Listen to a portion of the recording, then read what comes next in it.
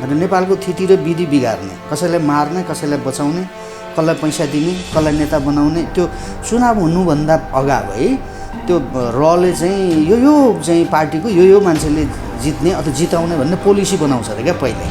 46मा ढाँटे माओवादीको हातमा बन्दुक त्यसै मान्छे मार्नका निमित्त कोही मान्छे तयार हुँदैन नि। त्यो परिस्थिति त यिनीहरूले ओलीहरूले देउवाहरूले गिरिजाप्रसादहरूले बनाएको हो नि त। देशमा युद्ध हुने परिस्थिति नभइकन विदेशीले खेल्छ। दिल्लीमा बसेर मान्छे मार्ने, देशमा युद्ध गर्ने तत्त्व र नेतृत्व गर्ने तत्त्व र प्रत्युत्त गर्नेहरू एकै ठाउँमा छन्। त्यसको भिक्टिमको लागि भने राजालाई मात्रै न्याय त सबैलाई चाहिएला नि त। हामीले न्यायको कुरा गर्दै गर्दा हामीमाथि अन्याय भयो है, जनतामाथि अन्याय भयो हामीले भन्दै गर्दा नेपालको राजामाथि पनि अन्याय भएर रहेछ नि त। प्रचण्ड बाबुरामले केही पनि गरेन, ज्ञानेन्द्र शाहले मात्रै गरे त अपराध कि उनलाई किनारामा चाहिँ फालिदिएर मुलुक चाहिँ रसातलमा पुगाउनु, यही हो बहादुरी, यही हो राष्ट्रवादी त होइन। लाखौँ जनता चाहिँ तपाईँको अनिल योगीले गर्छ, अब उसलाई साथ दिन्छु भनेर मेरो साथमा आयो भने त म त हप्ता दिनभित्रमा यिनीहरूलाई तह लगाउने तरिका छ नि मसँग। यस्ता बदमासहरूलाई तह लगाउनलाई पनि कुनै समस्या हुन्छ र? पुरानो ठाउँमा हामी फर्किन तयार हुँदैनौँ, राज संस्थामा फर्किन तयार हुँदैनौँ, तबसम्म यहाँ जिउँदो मान्छे जन्मिँदैन। राज संस्थाका माध्यमद्वारा कोही न कोही बहादुर आउँछ, अगाडि आउनुपर्छ। यो देशको भ्रष्टाचारीहरूलाई समातेर खोरमा म हाल्छु। यिनीहरूले लुटेको सम्पत्ति खोसेर राज्यको ढुकुटीमा जम्मा गरेर नेपाल र नेपालीको हितका निमित्त म खर्च गर्छु है। म कुनै विदेशीसँग चाहिँ नचाहिँदो तरिकाको चाहिँ विवादमा म जान्न। नेपाली जनताको शिक्षा, स्वास्थ्य, रोजगार, आवास, यी सारा कुराहरू नेपाली जनताका अनुहारमा हेरेर म निर्णय गर्छु है। म न्याय दिन्छु भनेर मैले भन्दाखेरि मलाई पत्याउने कि नपत्याउने?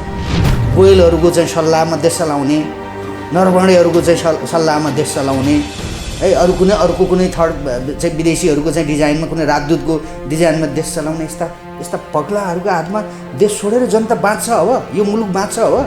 अहिले त म बिक्री हुन लायक भएको छैन। तपाईँ पनि अलिकति बिक्री हुने लायक हुनुभयो भने तपाईँलाई पनि अफरहरू आयो? होइन, मलाई कुनै समयमा आउँथ्यो। आफू चाहिँ मस्त चाहिँ देश लुटेर खाने बस्ने, जनताले जेसुकै गरेर बाँचे मरे यस्तो घटिया शासन चलाउने यस्ता ढाकाहरूलाई सत्तामा राखेर नरवर्णीहरूले जोगाइदिन्छन्, यिनीहरूलाई बचाइदिन्छन्। अब गोयलले बचाइदिन्छ।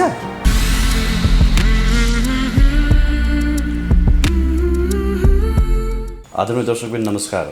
यति बेला फेरि पनि समसामयिक नेपाली राजनीतिको बारेमा विशेष कुराकानी गर्नको लागि हामीसँग वरिष्ठ पत्रकार एवं नागरिक समाजका अगुवा अनिल योगीजी हुनुहुन्छ। उहाँसँग हामी विशेष संवाद गर्ने प्रयास गर्दैछौँ। सर, यहाँलाई स्वागत गर्न चाहन्छु PNBcover.com-मा।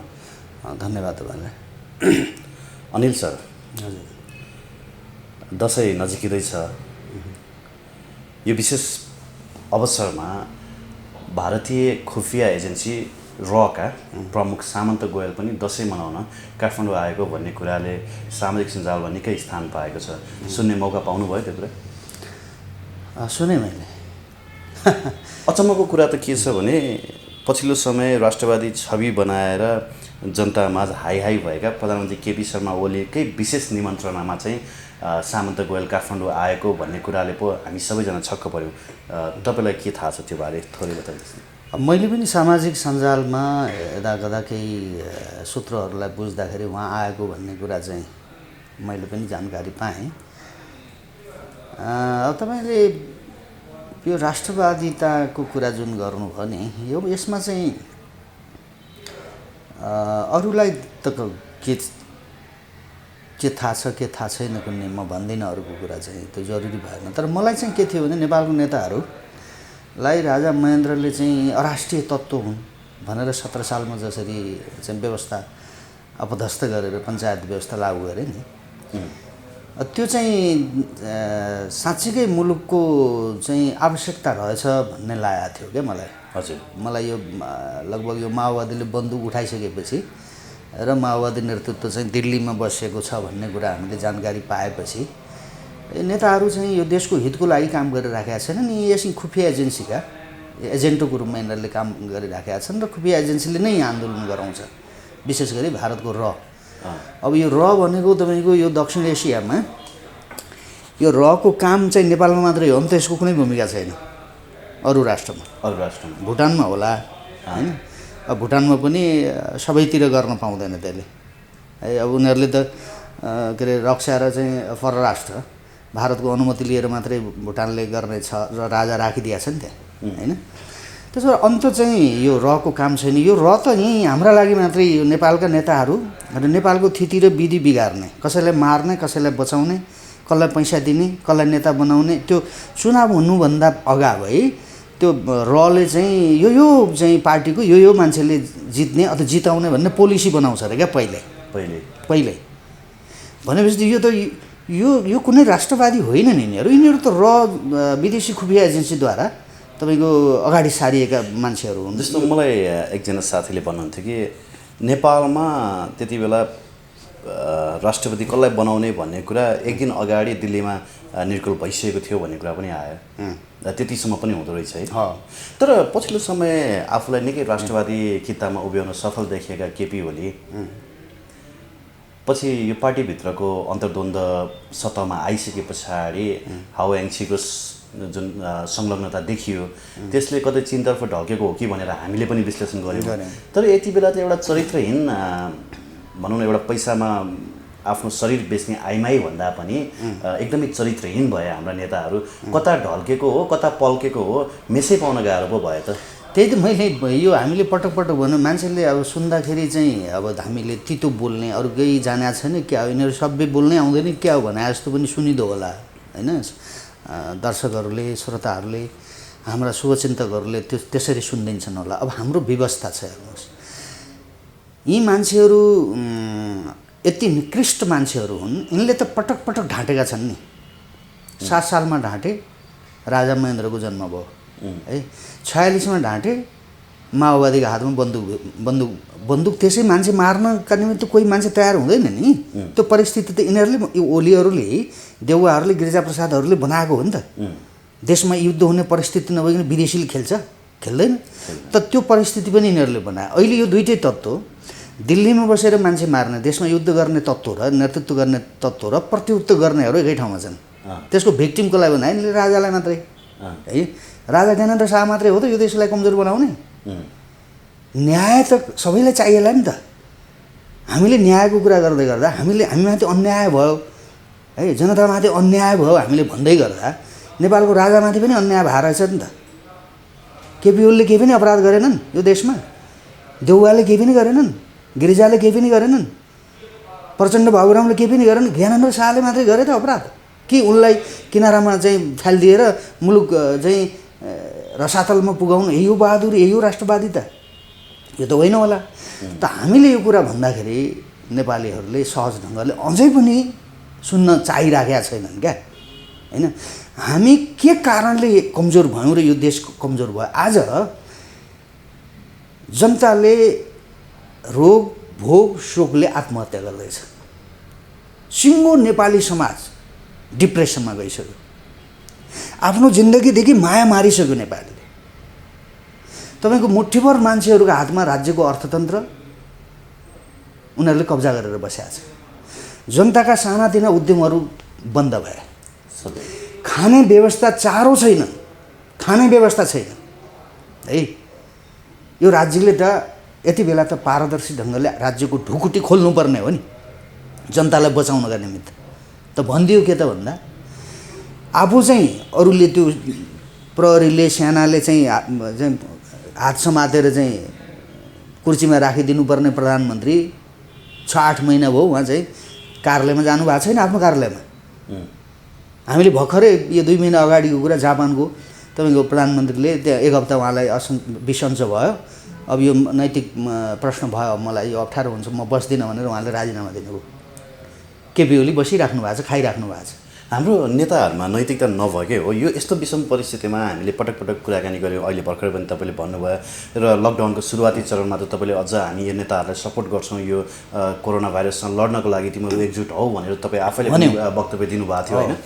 यति बेला जनताको घाँसपास कपास र भनौँ न स्वास्थ्यको प्रत्याभूति गर्नुपर्ने ठाउँमा उल्टै आफूहरू दसैँ भत्ता लिने सम्पूर्ण जनप्रतिनिधिहरू र जनताको चाहिँ उपचार कोरोना भाइरस लागेमा हामी गर्न सक्दैनौँ, सक्नेले आफै गर्नु र असहाय गरिबहरूलाई मात्रै हामी गर्छौँ भन्ने खालको उत्तर दिनु, यो कस्तो नैतिकता हो? 7-8 महिना भइसक्यो काम नगरेको, कसैसँग पैसा छैन होइन, यो एकदमै इजिली लिएको हो कि जनताहरू, नेपाली जनताहरू पनि साह्रै नै सहनशील है सर? हामी भेडाभन्दा पनि सोझो छौँ। होइन, यो हेर्नुहोस् नेपाली जनताको व्यवस्था हो, हेर्नुहोस् बाध्यता हो, के गर्ने नेपाली जनताले? होइन, तपाईँको त्यो मार्न लागेको खसीलाई पनि अलिक बेसकन किलकिलाउँदाखेरि कराउँछ नि सर। हामी जनताहरू मर्ने अवस्थामा हुँदा पनि हामी चिच्याउन सक्दैनौँ। कस्तो मतलब कस्तो परिपाटी बस्यो हामी जनताहरूमा पनि, कोही चिच्याउन सक्दैनन्। यो डरले हो कि केले होला सर? होइन, डर पनि एउटा कारण हो। किनकि शासक असभ्य भयो भने, शासक विवेकहीन भयो भने, शासकले गुन्डागर्दी तरिकाले शासन व्यवस्था सञ्चालन गर्यो भने, शासकले चाहिँ खुफिया चाहिँ एजेन्सीको जस्तो चाहिँ आफ्ना विरोधीहरूलाई चाहिँ कसरी हुन्छ त्यसलाई निष्क्रिय बनाउने, सिद्ध्याउने गरिकन चाहिँ काम गर्न थाल्यो भने, पारदर्शी भएन भने शासक, जनता डराउँछ। जनताको बाध्यता हो त्यो कि जनतालाई नेतृत्व खोज्छ जनताले। आज नेतृत्व कसले दिने नेपाली जनतालाई? यो अन्यायका विरुद्ध, यो अत्याचारका विरुद्ध, यो गैर जिम्मेवार शासक र शासन व्यवस्थाका विरुद्ध तपाईँको ल आऊ म चाहिँ यिनीहरूलाई तह लगाउँछु र मुलुकलाई ठिक ठाउँमा लैजान्छु भन्ने खालको राजनीतिक नेतृत्व अथवा सामाजिक छवि, स्वच्छ छवि भएको होइन, म देशलाई अब म गर्छु, अब मलाई साथ दिया हो न त भनेर अगाडि कोही आइदिएको भए त जनताले आन्दोलनमा आउँथ्यो। जनता होइन, जनतालाई त जनताले त दिएका हुन् नि। केपी ओलीलाई राष्ट्रियताको पक्षमा काम गर्छु भनेर प्रतिबद्धता जनाएपछि केपी ओलीलाई साथ दिएका हुन् नि। पछिल्लो समय देशको नक्सा जारी गरे पछाडि पनि साथ दिएका हुन् नि। नागरिकता विधेयकमा समर्थन गरे पछाडि पनि साथ त दिएका हुन् नि। तर आज भारतीय खुफिया एजेन्सीका प्रमुख सामन्त गोयलसँगको भेटवार्तामा चाहिँ एउटा गोप्य सहमति भएको भन्ने कुरा पनि बाहिर आयो। नागरिकता र सिमानाको विषयमा नबोल्ने केपी ओलीको सरकार र यो सरकारलाई चाहिँ 2 वर्ष टिकाइदिने भन्ने खालको योजना भएको भन्ने कुरा पो बाहिर आयो त सर? होइन, मैले भने नि तपाईँको यो कोही नेपालका नेताहरूको झगडा नेपालको राज संस्थासँग हो। राज संस्थाले चाहिँ मुलुक अडाइराख्न खोज्ने, मुलुकलाई जोगाइराख्न खोज्ने, उनीहरू हारेर जनतासँग पनि हारेर हुन्छ कि विदेशीसँग हारेर हुन्छ कि पछाडि हटेर हुन्छ कि के गरेर हुन्छ, यो मुलुक बाँचोस् भन्ने चाहना चाहिँ त्यो राज संस्थाले राख्ने रहेछ होइन। अब विदेशीहरूले तयार पारेका यी पार्टीहरू र यी नेताहरू चाहिँ विदेशी अनुकूल काम गर्ने भए, त्यो कारणले गर्दाखेरि चाहिँ यो नेताहरूको पार्टीहरूको झगडा चाहिँ राजासँग हो। त्यसो भएको हुनाले अहिले परिस्थिति बिग्रन खोज्यो, अहिले नेपालीहरूले राष्ट्र संस्था प्रति मान्छेहरू फेरि फर्किन खोजेको यी यावत विषयहरू देखिँदैछ त्यो बाहिर। हामीले पनि भनिराखेका कुरा त्यही हो कि यो मुलुकलाई एकीकृत एउटा मुलुकको रूपमा विकास गर्ने राज संस्था हो। उसको नेतृत्वमा नेपालीहरूको सहभागिता, नेपाली जातिको सहभागितामा त्यो भाव नेतृत्व मात्रै शाहवंशले लिएको हो। त्यसो भएको हुनाले सबै चाहिँ अपराध चाहिँ राज संस्थाले गर्यो, यो देशको उत्थानमा चाहिँ को बाधक राज संस्था बन्यो भन्ने ढङ्गले जसरी यिनीहरूले राज संस्थालाई, राजालाई जुन दोषी बनाएका थिए, त त्यसो हो भने ठिकै छ पनि भन्यो नेपाली जनताले। तर त्यो प्रमाणित नभएपछि जनता त्यहाँ फर्किन खोजे। त्यसो भएको हुनाले विदेशीहरूले के डिजाइन बनाएको भने अब राज संस्थामा फर्किन्छ नेपालीहरू है, तिमीहरू बाँच्ने हो र तिमीहरू शासन सत्तामा बसिराख्ने हो भने हामीले भनेको मान, त्यही भन्ने हो विदेशीले। अब त्यो विदेशीले भनेको कुरा यिनीहरूले मानेनन् भने त यहाँ राज संस्था या कोही पनि नेपाली चाहिँ बलिया चाहिँ बहादुर नेपालीहरू नेतृत्वमा आयो भोलि, सामाजिक आन्दोलनका माध्यमद्वारा नै आयो, हामी नै अगाडि आयौँ भने होइन, लाखौँ जनता चाहिँ तपाईँको अनिल योगीले गर्छ अब उसलाई साथ दिन्छौँ भनेर मेरो साथमा आयो भने त म त हप्ता दिनभित्रमा यिनीहरूलाई तह लगाउन तरिका छ नि मसँग। यस्ता बदमासहरूलाई तह लगाउनलाई पनि कुनै समस्या हुन्छ र? विद्वानलाई, विवेकयुक्त मान्छेसँग समस्या हुन्छ है। मूर्खहरूलाई तह लगाउनलाई त सक्छ नि त जनताले चाह्यो भने। जनताको साथ हामीले पायौँ भने हामी त तह लगाइदिन्छौँ नि। को हुन् हाम्रो लागि विदेशी? के मतलब हामीलाई विदेशी हो है? त्यसो भएको हुनाले हामी सत्तामा जानका निमित्त नचाहिँदो काम नगर्ने, भ्रष्टाचार नगर्ने, जनतामाथि अन्याय चाहिँ गर्न हुँदैन भन्ने जो हामी मान्छेहरू छौँ समाजका, हामीहरूले पनि अलिकति भूमिका खोज्यौँ। अब राजनीतिक हस्तक्षेप गर्न खोजिरहेछौँ हामीले, गर्छौँ पनि त्यो होइन, समय आयो भने गर्ने हो। अब त त्यो सबै कुरा चाहिँ विदेशीहरूले यसको इन्फर्मेसन उनीहरूले राखिराखेका छन्, यो सूचना उनीहरूले राखिराखेका छन्, को बोलिराखेका छन्, कोले के गर्दैछन्। यहाँ त हामीसँग त केही संयन्त्रै छैन नि, विदेशीका संयन्त्रले काम गर्ने हो। त त्यो बुझिसकेपछि चाहिँ सामन्त गोयल भन्नुहोस्, अब भारतीय सेना प्रमुख आउँदैछन् जसले चाहिँ नरवणे यो सत्ताका विरुद्ध यो केपी ओलीलाई नेपाललाई थर्काएकै थियो नि, थर्कायो, धम्की दिएकै हो होइन। त्यो कूटनीतिक हिसाबले पनि त्यो अमर्यादित थियो, सैनिक हिसाबले पनि त्यो अमर्यादित थियो होइन। त्यसरी हेपेर उनले बोलेका हुन्। अब उनलाई स्वागत गर्न चाहिँ यो दलालहरू चाहिँ लालायित भइरहेका छन् होइन। त्यसो भएको हुनाले यिनीहरू स्वागत मात्रै हो सर, दर्जानी चिन्ह पनि दिन्छ दिने भयो यिनीहरूले होइन। यिनीहरूले त भने नि यिनीहरूको चाहिँ कुनै पनि रूपमा चाहिँ हामी के भन्छ स्वाधीन देखिएनौँ होइन। अब यहाँको प्रधान सेनापतिलाई मतलब भारतको प्रधान सेनापतिलाई पनि हामीले यहाँ मानार्थ सेनापति दिनुपर्ने होइन। भारतका प्रमुख आएर सिधै चोटाकोठा गर्ने होइन। अब ऊ पेन्सिल हिल लाएर याङ्सी ठाउँ भ्रमण गर्ने, घर घर भिजिट गर्ने भनेपछि हामी कतैबाट स्वाधीन चाहिँ रहेनछौँ होइन सर। यो नेपालीहरू चाहिँ उही गलीको कुकुर जस्तै हामी गलीमा चाहिँ धेरै छौँ, गलीमा चाहिँ हामी सेयर भयौँ भन्ने मात्रै हो। तर बाहिरबाट हेर्दा चाहिँ त्यो पेरिफेरीभित्र चाहिँ हामी अझै पनि त्यो बााउन्ड्रीभित्रै छौँ। यो एउटा भारतको स्टेटकै रूपमा चाहिँ हो भन्ने कुरा त प्रमाणितै भयो त। भारतको स्टेटको पनि इज्जत छ बरु त्यहाँका जनतामा पनि बरु के भन्छ यहाँको भन्दा स्वाभिमान छ, बेसी स्वाभिमान पनि छ। र यहाँको जनतालाई भन्दा त बेसी राज्यले दिएको छ नि अधिकार, राज्यले हेरेको छ नि। केन्द्र ओल्लो कुनै एउटा अर्को फरक स्टेटको कुनै पनि मान्छे, कुनै पनि सरकारी प्रतिनिधि अर्को स्टेटमा जाँदा सोध्नुपर्छ। त्यहाँ भारतमै पनि मनपरी गर्न पाइँदैन। एउटै देश हो तैपनि स्टेटका बिचमा पनि त्यस्तो खालको चाहिँ सम्बन्ध छ त्यहाँ होइन। अब यहाँ त जति बेला जो आए पनि भयो नि, यो त देश भनेर भारतले स्वीकारेकै छैन पहिलो कुरा। दोस्रो कुरा चाहिँ के भने यो देश चाहिँ देश जस्तो बनाउनका निम्ति राजा महेन्द्रले जुन प्रयास गरे नि 30 वर्ष, त देश जस्तो थियो, बनाएको थियो। त त्यो देश जस्तो नबनाउने गरिकन फाल्या हो नि त राज संस्था त। अब यो कुरा भन्दाखेरि अहिले पनि बुझ्दैन नेपालीहरू कुरा। फेरि मलाई नै यो राजावादी राजा ल्याएर खान खोजेको छ अनिलुकीले भन्छ, यो त मूर्खता हो नि त नेपालीको होइन। राज संस्थाले कहिल्यै पनि चाहिँ यो देशको हित विपरीत काम गर्दैन राजाले चाहिँ। किनकि उसको स्वार्थ के हुन्छ भन्दा आफ्नो छोरा राजा हुन्छ नि त भोलि, त देश बिनाको त राजा हुँदैन। त्यो कारणले उसले चाहिँ बेइमानी गर्दैन भने अब हामीले। त्यसो भए यो राज संस्था हटाउनुको पछाडिको मुख्य कारण के थियो भने यो देशलाई समाप्त पार्ने भन्ने नै थियो। त्यो कारणले यी चाहिँ खुफिया एजेन्सीका चाहिँ विदेशी खुफिया एजेन्सीका किन आइराख्नु पर्ने यहाँ? हाम्रो चिन्ता गरेर आउँदैछन् तिनीहरू, यी दलका नेताहरूको चिन्ता गरेर आउँदैछन्। यिनीहरूलाई घुमाउँदै है, राज संस्थाको डर देखाउँदै, जनताको डर देखाउँदै आफू अनुकूल बनाएर के लिन बाँकी छ यो देशबाट? नागरिकता लिन बाँकी छ कि, नदी नाला लिन बाँकी छ कि होइन, के गर्न बाँकी छ अरू? यो मुलुकलाई कुनै पनि हालतमा माथि उठ्न नसक्ने गरिकन नेपालीहरूलाई युद्धमा फसाउनु पर्ने छ कि के डिजाइन छ नि त उनीहरूको त।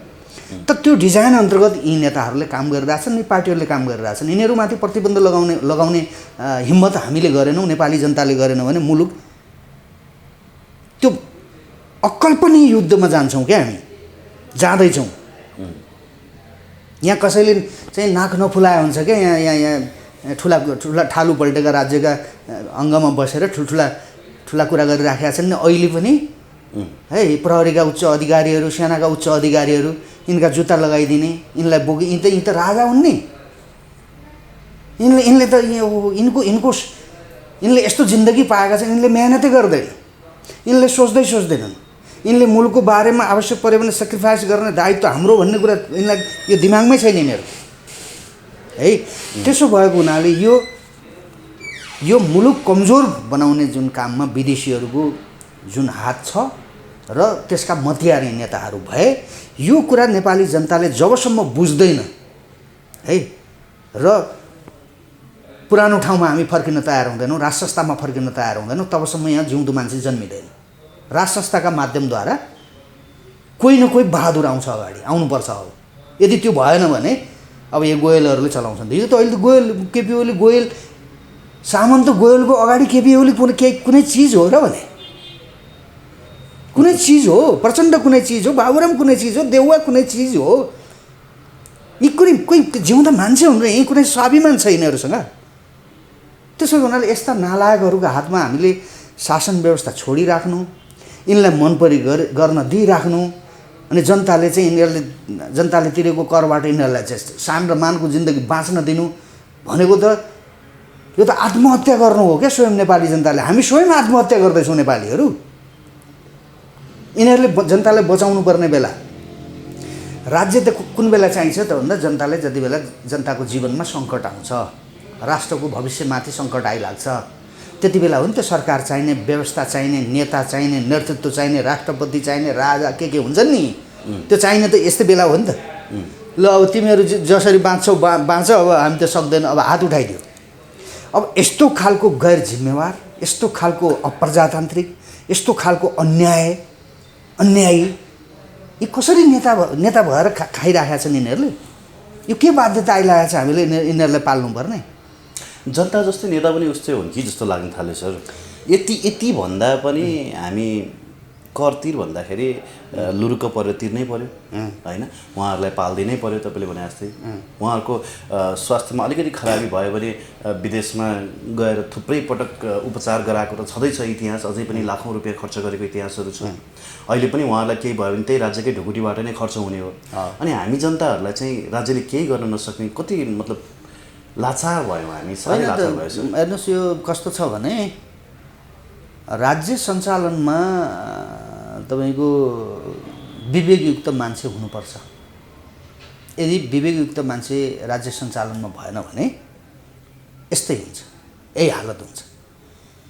तपाईँको यस्तो अत्याचारी शासन व्यवस्था त यो संसारमा 200 भन्दा बढी राष्ट्रहरू कहीँ पनि चलेको छैन कि। यस्तो लुट, यस्तो बेइमानी, यस्तो भ्रष्टाचार है, यस्तो न्याय न्याय पाऊँ भनेर जनता आर्तनाद गरिराखेको छ। न अदालत न्याय दिन तयार छ, न प्रहरी न्याय दिन तयार छ, न सेना चाहिँ यो देश चाहिँ बचाउनका निमित्त तयार छ र जनतालाई न्याय दिन तयार छ।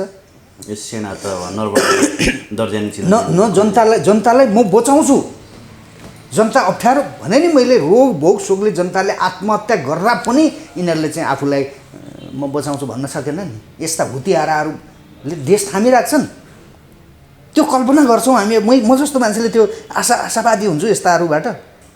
त्यसो भएर यी मान्छेहरू यिनले आफू त सकिए यिनले देश पनि सकाउने भए क्या। त्यसो भएको हुनाले नेपाली जनताले अब सजग हुनु पर्यो र हामी जस्ता मान्छेलाई चाहिँ अगाडि ल्याउनका निम्ति बल गर्नु पर्यो। मैले यो देशलाई केही दिन्छु, यो देशको भ्रष्टाचारीहरूलाई समातेर खोरमा म हाल्छु, यिनीहरूले लुटेको सम्पत्ति खोसेर राज्यको ढुकुटीमा जम्मा गरेर नेपाल र नेपालीको हितका निमित्त म खर्च गर्छु है। म कुनै विदेशीसँग चाहिँ नचाहिँदो तरिकाको चाहिँ विवादमा म जान्न। नेपाली जनताको शिक्षा, स्वास्थ्य, रोजगार, आवास यी सारा कुराहरू नेपाली जनताका अनुहारमा हेरेर म निर्णय गर्छु है। म न्याय दिन्छु भनेर मैले भन्दाखेरि मलाई पत्याउने कि नपत्याउने? मैले त्यो गरेन भने त्यसको दण्डको सहभागी म हुन्छु। यत्र मान्छे मारेर आएकाहरूले त्यो भनिराखेका छन् कि छैन? मैले जस्तो भनिराखेका छन् कि छैन? मैले गरेको अपराधमा मलाई दण्ड दियो भनेका छन् कि छैन यिनीहरू? त त्यो त भन्दैन यिनीहरू। हामीले जस्ता मान्छेहरू अबको नेतृत्वमा यो राष्ट्र हाँक्ने र नेपाली जनताको जीवनलाई सुरक्षित राख्ने र भोलिका सन्ततिहरूको लागि मुलुक जस्ताको तस्तै मुलुक बचाएर उनीहरूलाई सुम्पिने हो भने त मान्छे त चाहियो त। यस्ता दोक्लाहरूका हातमा देश छोडेर गोयलहरूको चाहिँ सल्लाहमा देश चलाउने, नरवणेहरूको चाहिँ सल्लाहमा देश चलाउने है, अर्को कुनै थर्ड चाहिँ विदेशीहरूको चाहिँ डिजाइनमा कुनै राजदूतको डिजाइनमा देश चलाउने यस्ता पगलाहरूका हातमा देश छोडेर जनता बाँच्छ अब? यो मुलुक बाँच्छ अब? बाँच्दैन। त्यसो भएको हुनाले हामीले विकल्प खोज्नुपर्छ भने तपाईँले जनताले किन यति चाहिँ धैर्यता गर्छ नेपालीले, कति सहनशील हुने नेपाली जुन भन्नुभयो नि, यो बडा गम्भीर प्रश्न छ। किन गम्भीर प्रश्न छ भने नेपालका हरेक आन्दोलनमा, क्रान्तिमा विदेशीहरूको पैसा हुन्छ, उनीहरूको लगानीमा हुन्छ त्यो है। आज 2-4 करोड मसँग धेरै नभनौँ 2-4 करोड मसँग मलाई कसैले दान दिएको भए मसँग विदेशको पैसा त लिँदैनौँ हामी, किनकि हामी आफै हाम्रा विवेकका आधारमा काम गर्छौँ भन्ने मान्छे हो। विदेशका चाहिँ पैसा लिएर यहाँ आन्दोलन गराएर परिवर्तन फेरि त्यो विदेशीलाई चाहिँ स्वामित्व विदेशीको स्वामित्व हुने गरिकन अबको आन्दोलनको अर्थ छैन र त्यो गर्नु हुँदैन भन्छौँ हामीले। मसँग 2-4 करोड भएको भए म यिनीहरूलाई 1 महिनाभित्र लखटिदिन्थेँ। म 1 लाख 1.5 लाख नेपाली युवाहरूलाई म को के मलाई कसको सिद्धान्त के मलाई मतलब छैन, आऊ भन्थे काठमाडौँमा आऊ, यहाँ यो मसँग भएको पैसा यति हो, ल खाऊ, खाना खाऊ। यी दलालहरूलाई चाहिँ सत्ताच्युत गरेर मानवोचित शासन व्यवस्था सञ्चालन गरिकन हामीले काम गर्छौँ, अब मलाई साथ दिनुहोस् भनेर भन्थेँ मैले। अब हामीसँग पैसा छैन होइन। हामीले एउटा राष्ट्रिय शक्ति अभियान भनेर जुन अभियान थालनी गरेका छौँ र हामी केही समयपछि आन्दोलनमा आउँदै पनि छौँ, आउँछौँ, जनतालाई अपिल गर्छौँ हामी। केशरबहादुर विष्ट जस्तो होइन असल चाहिँ एउटा नेता उहाँ हुनुहुन्छ, तर एउटा अभियानमा छौँ हामी। यो कुनै राजनीतिक पार्टी होइन, सबै विचारका देशभक्तहरू त्यसमा जोड्नका लागि हामीले त्यो तयारी पनि गरेका छौँ र त्यो हामी एकदम अगाडि आइसकेका छौँ। त्यसो भएको हुनाले जनताले नेतृत्व नपाएको हुनाले यिनीहरूको मन परि भइराखेको छ। जब जनताले नेतृत्व पाउँछ नि है, बलियो जब नेतृत्व पाउँछ, भरपर्दो नेतृत्व पाउँछ, त्यसपछि त यिनीहरूलाई त्यहाँ गोयल आएर पनि यिनीहरूको चाहिँ कल्याण हुँदैन, नरवणेले आएर चाहिँ पनि यहाँ केही पनि हुनेवाला छैन। अनिल सर, मलाई क्रस क्वेसन गरेन भने फेरि दर्शकले सोध्लान्, नेपाली जनताले नेतृत्व नपाएका कारण सडकमा आएनन् भन्नुभयो। मलाई चाहिँ यो कुरा होइन कि जस्तो लाग्छ। नेतृत्व त सडकमा चिच्याउनेहरू थुप्रै व्यक्तिहरू छन्।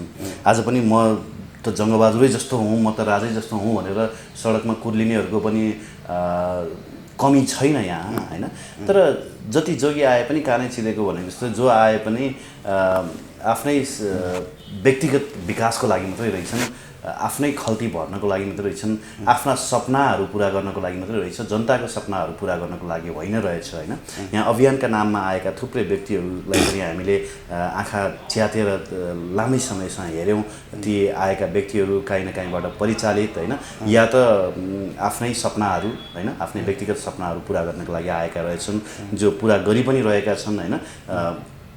खोइ त त्यस्तो नेतृत्व पाउन सकिन्छ? तपाईँहरूले सोचेको जस्तो सहजै त्यस्तो नेतृत्व प्राप्त होला जस्तो लाग्छ? होइन, समयले त्यो गर्छ। तपाईँले भनेको कुरा 100% मेरो सहमति छ त्यसमा। किनभने यो रहर गरेर हुने विषय होइन यो। कसैले म देशलाई पहिला त यो देशको समस्या के हो त्यो समस्याको मन्थन गर्नु पर्यो। त समस्या राम्रोसँग मन्थन बुझिसकेपछि समाधान पनि समस्यासँगै आएको हुन्छ, त्यो हामीले बुझेका छौँ, त्यो क्षमता पनि राख्छौँ हामीले। अहिले त झन् धेरै अभियानले गर्दाखेरि झन् धेरै जनतालाई कन्फ्युजनमा पार्ने त त्यही भएर काम गरियो होइन। मुख्य एजेन्डा भनेको जनताले खान पाएनन्, मुख्य एजेन्डा भनेको जनताले यो महामारीमा स्वास्थ्य सेवा पाएनन्, मुख्य एजेन्डा भनेको जनताहरूले आय स्रोत भएन, जनताहरूले आफ्नो परिवार पाल्न सकेनन् होइन। त्यो हुनु पर्थ्यो। त्यो ग्रास लेभलको एजेन्डालाई चाहिँ कसैले पनि उठाएनन्।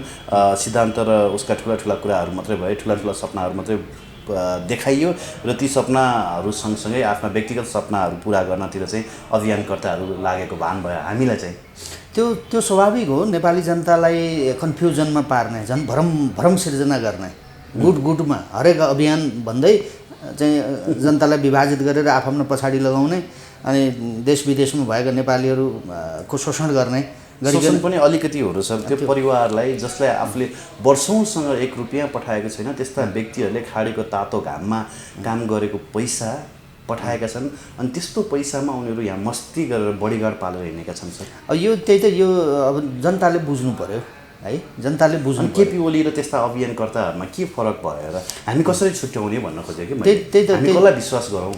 होइन, यो एउटा हेर्नुहोस्, यो यस्तो कालखण्ड हो, यस्तो परिस्थिति हो, यो जनताले पनि बुझ्ने है।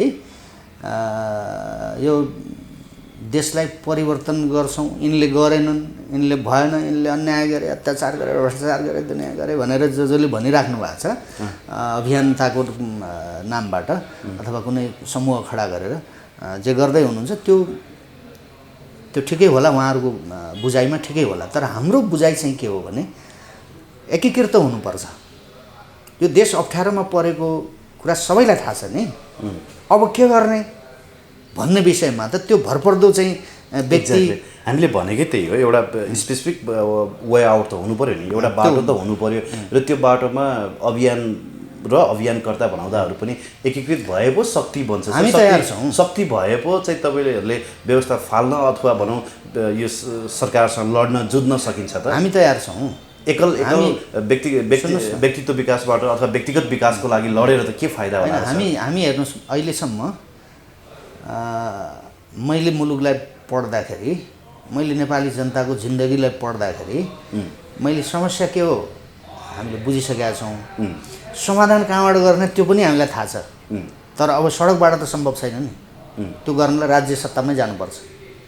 यो ढाँट्ने कुरै होइन यो है। केपी ओलीको ठाउँमा हामी जानुपर्छ।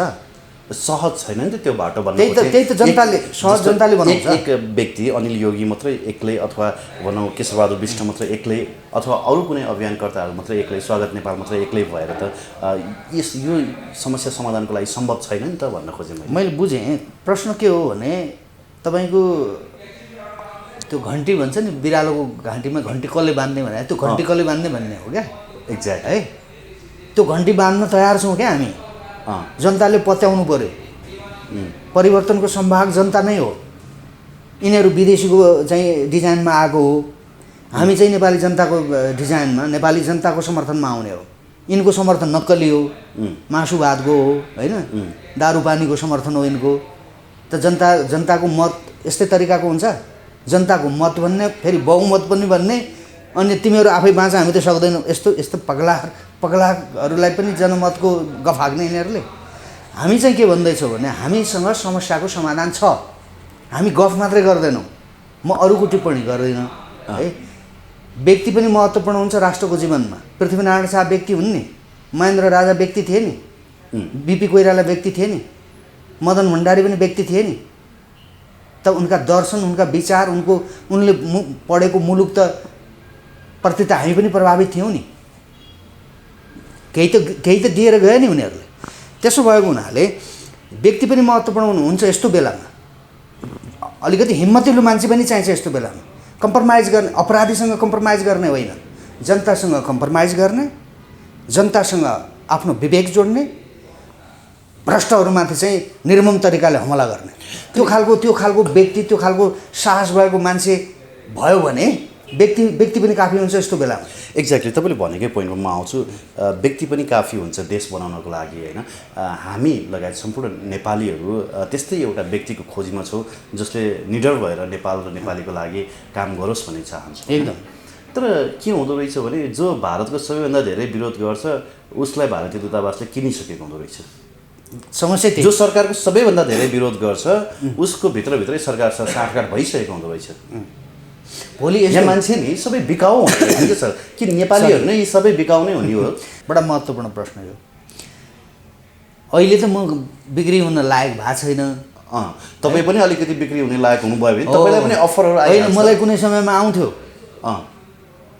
मलाई पनि इन्डियन एमएसीबाट, अरू एमएसीबाट म कहाँको के हुँ भनेर पनि आउँथ्यो फोन। तपाईँलाई काठमाडौँमा घर गाडी तपाईँलाई चाहिँदैन के? पत्रकार चाहिँ अहिलेसम्म आफ्नो एउटा पत्रिका छैन, तपाईँलाई चाहिँदैन कि? हामी गर्छौँ व्यवस्था। कति कराउनुहुन्छ भन्दै धेरै गल्ली गल्लीमा घर किनिदिएका दृष्टान्तहरू त छन्। मैले एउटा फोन नै मैले गडेरामा फालेको छु है। त्यो फोन विदेशीको हो। यी खुफिया एजेन्सीवालाहरूको मलाई किन्न खोज्नेहरूको फोन आउनु थालेपछि पुतली सडकको गडेरामा फालिदिएको छु मैले एउटा फोन। अहिले त्यसपछि मलाई फोन आउनु छाड्यो, किनकि यो मान्छेलाई खरिद्न सकिँदैन भनेर। भोलि जनताले साथ दिए, लाखौँ जनता मेरो पछाडि हिँड्ने भयो भने अनि त्यो बेलामा खरिद गर्ने या त मार्ने त्यो डिजाइन बनाउन सक्छन् विदेशीले है। बनाउँदो रहेछन् त त्यो आज एकजना नागरिकता र सीमा सम्बन्धी बोल्दै आएका एकजना अभियानकर्तालाई चाहिँ नेकपाकै माननीयले भेटेर अबदेखि चाहिँ यो सिमानाको बारेमा, नागरिकताको बारेमा तपाईँ नबोल्नुहोस् है भनेर घुमाउरो पाराको चेतावनी दिनुभयो अरे। हामीलाई सुन्दाखेरि बडो अचम्म पनि लाग्यो र दया पनि लाग्यो ती माननीय देखेर। त्यो यो चाहिँ कस्तो भने मैले भने नि, सत्ता सञ्चालन गर्ने, प्रशासन चलाउने मान्छे नै भ्रष्ट छ र विदेशीहरूको खुफिया एजेन्सीको डिजाइनमा त्यसले काम गर्छ भने यहाँ त्यो जाओ एउटा सांसद नाथे त्यो गोठालो हो, त्यो कुन चाहिँ ठुलो कुरो भयो त्यसलाई चाहिँ प्रभावित गर्नलाई? यी त गरिब हुन् नि त बिचराहरू। यो विवेकको गरिबी समस्या हो क्या नेपालीको। पुँजीको गरिबी त त्यो हामी छँदै थियौँ, हुँदै हो होइन। त विवेकको पनि गरिबी भयो क्या, विचारको पनि गरिबी त, यो ठुलो सङ्कट त त्यो हो नि। त्यसो भएको हुनाले हामी के भन्दैछौँ भने हामी बिक्री हुने चाहिँ गरिकन हामीले आफूलाई जीवित राखिराखेका छैनौँ क्या। यसको अर्थ हामी कसैसँग दुश्मनाइ गर्दैनौँ। खुफिया एजेन्सी कोही पनि, त्यो कुनै पनि देशको खुफिया एजेन्सी उसको आफ्नो काम होला। यहाँ यो देशभित्र के गर्न त्यो हाम्रो काम हो है। कसैका देशको हित विपरीत हामी यहाँबाट काम गर्दैनौँ, गर्न दिँदैनौँ। यहाँ को आएर बसेको छ, के काम गर्दैछ, त्यसको डे टु डे त्यसको अपडेट गर्छौँ हामी। किन आएर बसेको छ, यहाँ के काम गर्दैछ। गोयल आउनलाई पनि यसरी मन परी गरेर आउन मिल्दैन, सोधेर आउनुपर्छ, राज्यसँग समन्वय गरेर आउनुपर्छ। सोधेर हो र बोलाएरै आएको भन्ने पो कुरा आयो। अब यो त भने नि यिनलाई यो व्यवस्था नै उनीहरूले ल्याइदिएको, यिनलाई प्रधानमन्त्री पनि उनीहरूले बनाइदिएको। अब त्यो गोयल आउनलाई किन सोध्नु पऱ्यो यिनीहरूलाई, नरवणे आउनलाई किन सोध्नु पऱ्यो यिनीहरूलाई। यी कुनै नरवणेलाई पनि निमन्त्रणा नै पठाइएको हो नि। अब होला, अब यो यिनीहरूको अन्त्यको दिन नजिक आएको हुनाले विदेशीहरू पनि छटपटाए, किनकि उनीहरूको लगानी पनि डुब्यो नि त। कति लिनुपर्ने थियो केही कुरा उनीहरूले लिन पाएका छैनन् होला, भारतीयहरूले पनि होइन। ओके सर, म अन्त्यमा एउटा प्रश्न जोड्न चाहन्छु। मिश्रमा दमनमा परेका यहुदीहरूको एउटा सपना थियो कि एकजना मसिहा आउँछन् र हामीलाई बचाएर दुध र महको सहरमा लिएर जान्छन् भन्ने एउटा खालको सपना थियो। त्यो सपना अब कति पुरा भयो भएन त्यो पछिको कुरा हो। यति बेला नेपालीहरूमा पनि त्यस्तै खालको एउटा सपना छ कि एकजना मसिहा आउँछन्, तपाईँले भने जस्तै एउटा मान्छे आउँछ र हामीलाई बचाउँछन् भन्ने खालको सपना नेपालीहरूले पनि देखेका छन्। अघि तपाईँले भने जस्तै एउटा मान्छेले पनि धेरै प्रभाव पार्न सक्छ, देश विकास गर्न सक्छ। को हुन सक्ला त्यो मान्छे? त्यो मान्छे जनताको उसबाट आउनुपर्छ। यहाँ खतरा के हुँदैछ भने ओलीलाई नै इमरान खान बनाउने है, त्यो डिजाइन विदेशीको हुनसक्छ। पार लाग्दैन, त्यो सेना पनि डुब्छ, यो देशै डुब्छ। जनताका तागतमा इमरान खान आउनुपर्छ। अब त्यो म पनि हुनसक्छु, तपाईँ हुनसक्छ, कोही पनि हुनसक्छ। यहाँ कति बिग्रेको छ, कहाँ कसले के बिगारेको छ, त्यो सबै थाहा छ हामीलाई। त्यहाँ हिट गर्छौँ हामी, जनताले साथ दियो भने। जनताको ताकतमा आउनुपर्छ इमरान खान। इमरान खान सेनाको ताकतमा आएको हो पाकिस्तानमा। यहाँ हामीसँग सेना कमजोर छ, कमजोर बनाए दलका नेताहरूले र विदेशीहरूले मिलेर बनाए। त्यसो भएको हुनाले जनताका ताकतमा अब जो आउँछ त्यो राज संस्थाका माध्यम, राज संस्थालाई अगाडि राखेर आउँछ, त्यो आउनुपर्छ। त्यसले मात्रै यो मुलुकप्रति न्याय गर्छ र नेपाली जनतालाई सुरक्षित राख्न सक्छ, अन्यथा राख्दैन। त्यसो भएको हुनाले नेपाली जनताले यहाँ मान्छे खोज्या हो, यहाँ विधान संविधान यस्ता काइते कुरा केही पनि खोजेको छैन, जीवन खोजेको। त्यो जीवन दिने मान्छे जन्मिन्छ। अब यस्तै बेलामा जन्मिने त हो नि। यो प्रसव पीडामा आज त मृत्युशय्यामा छ नि। प्रधानमन्त्रीको हालत हेर्नुहोस् त कस्तो, देशै चाहिँ मृत्युशय्यामा छ आज। प्रत्येक नेपालीहरू, म कल्पना गरिरहेको छु, प्रत्येक नेपालीहरू घरभित्र अशान्त छन् है। धनी पनि अशान्त छन्, गरिब त झन् अशान्त हुने नै भए है। राज्य यस्तो छ कि बाँचे मरे मतलब छैन। यस्तो गैर जिम्मेवार शासन व्यवस्था पनि चाहिँ प्रजातन्त्र हुन्छ, लोकतन्त्र हुन्छ। प्रत्येक सेना प्रहरीले आज प्रत्येक नेपाली जनताका घरमा के छ व्यवस्था भनेर सोध्नु पठाउँथ्यो। म भइदिए गर्थेँ। त्यो उपचारको व्यवस्था छ कि छैन, खाना छ कि छैन तिम्रो घरमा, सोध्न पठाउँथेँ म। शासन भनेको त्यो प्रजातन्त्र भनेको थियो। आफू चाहिँ मस्त चाहिँ देश लुटेर खाने बस्ने, जनताले जेसुकै गरेर बाँचे मरे यस्तो घटिया शासन चलाउने यस्ता ढाकाहरूलाई सत्तामा राखेर नरवणेहरूले जोगाइदिन्छन्, यिनीहरूलाई बचाइदिन्छन्। अब गोयलले बचाइदिन्छ, सामन्त गोयलले बचाउने यिनीहरूलाई अब सम्भव छैन। त्यसो भएको हुनाले हामीले आम नेपालीहरूलाई व्यक्तिगत रूपमा र राष्ट्रिय शक्ति अभियानको तर्फबाट म अपिल गर्न चाहन्छु, तपाईँहरू नआत्तिनुहोस्। यो परिवर्तनको समय हो। कोही न कोही मान्छे जन्मिन्छ है। यो देश हडाइराखेका हुन्, पुर्खाहरूले रगत बगाएर जोडेको देश हो, मग्नीमा पाएको देश होइन। जनतालाई बचाउने पैसा, त्यो अर्थतन्त्र यिनीहरूले लुटेर राखेका छन्, त्यो खोसेर बचाउँछौँ हामी। अब 1-2 महिना धैर्य गर्नुहोस्, नआत्तिनुहोस्, डिप्रेसनमा नजानुहोस्। भोलिको भविष्य देखाउने दायित्व त्यो हामीलाई पत्याउनुहुन्छ नेपाली जनताले भने त्यो दायित्व हामी पुरा गर्छौँ, त्यो जिम्मेवारी बोक्छौँ हामी। कसैलाई नमारिकन, एकजना नेपाली नमारिकन, कुनै जातिका बिचमा समस्या नआइकन अकल्पनीय तरिकाले कसैले कल्पना नगरेको, अमेरिकाले कल्पना, बेलायतले कसैले कल्पना नगरेको शासन व्यवस्था जनताप्रति उत्तरदायी भएर चलाउन सक्छौँ हामी। त्यो हिम्मत छ, त्यो क्षमता छ, त्यो खालको विवेक राख्छौँ हामी। विवेकहीन होइनौँ हामी, विवेक राख्छौँ हामी। जनताका विवेकसँग विवेक जोड्छौँ। जनतालाई बलियो बनाएपछि मात्रै देश बलियो हुन्छ भन्ने कुरा थाहा छ हामीलाई। जनता कमजोर बनाएर, जनतालाई लडाएर आफू मस्ती गर्ने जुन डकैती गरे नि यिनीहरूले मुलुकप्रति, यो डकैतीको अन्त्य गर्नका निमित्त हामी जस्ता मान्छेलाई जनताले पत्याउनु पऱ्यो। पत्याउनुहोस्, नभए सिद्धिन्छौँ हामी। मेरो अन्तिम अपिल यही हो नेपालीलाई। हस् अनिल सर, तपाईँका एजेन्डाहरूमा हामी फेरि पनि पछि सूक्ष्म विश्लेषण गर्नेछौँ। यहाँलाई आउँदै गरेको दसैँको पनि शुभकामना दिन चाहन्छौँ हाम्रो पिएनपी मिडिया परिवारको तर्फबाट। एकदमै धेरै धन्यवाद समय संवादको लागि। मलाई पनि मौका दिनुभयो। म पिएनपी मिडिया मार्फत आम नेपाली दाजुभाइ दिदीबहिनीहरूलाई पनि विजयादशमीको हार्दिक शुभकामना दिन चाहन्छु र मलाई यो अवसर दिनुभयो पिएनपी मिडियालाई पनि धेरै धेरै धन्यवाद छ।